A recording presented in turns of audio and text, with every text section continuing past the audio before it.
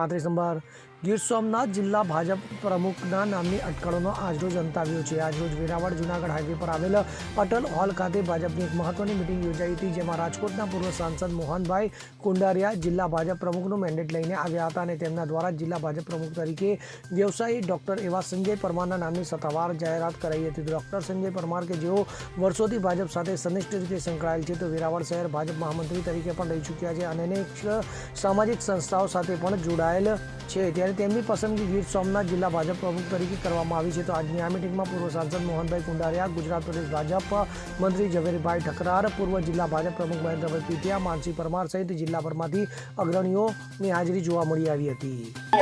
આજે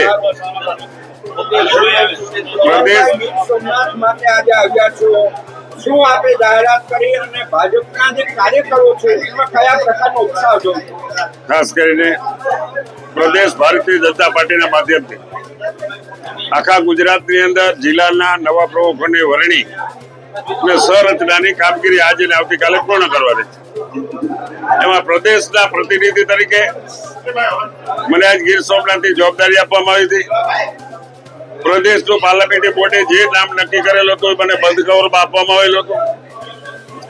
એ કવર લઈને આજે અમે અહીં આવીને અમારી જિલ્લાની સંકલન સમિતિ જે હોય છે એમાં એની રૂબરૂમાં કવર ખોલીને જે કઈ નામ આવ્યું એની જાહેરાત કરવામાં આવી છે અને અમારા પૂર્વ પ્રમુખ ભાઈ શ્રી મહેન્દ્રભાઈ પીટિયાના માધ્યમથી આ જિલ્લામાં શ્રેષ્ઠ કામગીરી કરવામાં આવેલી હતી।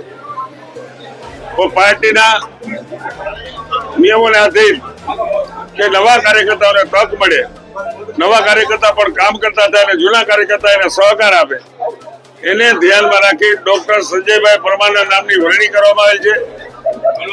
એ વરણીને અમારા હાલના પ્રમુખ મહેન્દ્રભાઈ પીટિયાએ દરખાસ્ત કરી છે।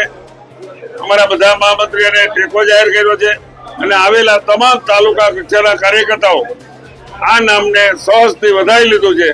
તો ભારતીય જનતા પાર્ટી નિર્ણય કરેલો સૌ કાર્યકર્તાએ સહજ સ્વીકાર્યો છે। Thank you. દીપક જોશી સાથે CN24 ન્યૂઝ, ગીર સોમનાથ। હવે જુઓ દેશ દુનિયાની તમામ ખબરો તમારી આંગળીના ટેરવે। ઉઠાવો મોબાઈલ અને ગૂગલ પ્લે સ્ટોર પરથી ડાઉનલોડ કરો અમારી CN24 ન્યૂઝ મોબાઈલ એપ।